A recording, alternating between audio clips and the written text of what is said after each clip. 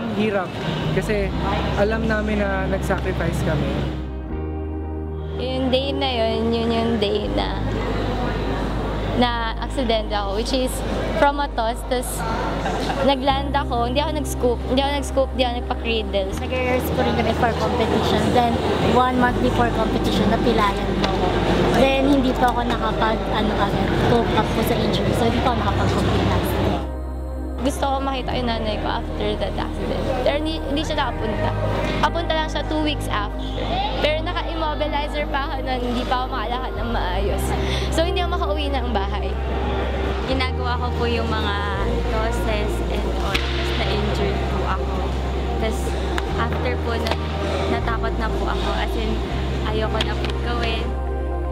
Sobrang sakit yung feeling na parang na-shot ka ng barel. Doon niya ako sinabihan na kaya mo yan. Mahal ko yung grupo. Mahal ko po yung bawat isa sa kanila. Sinasabi ko po sa ko na hindi ko po kaya magawa lahat yun. Pero lahat po sila, sinasabi po nila sa akin na magtiwala lang daw po ako sa sarili ko.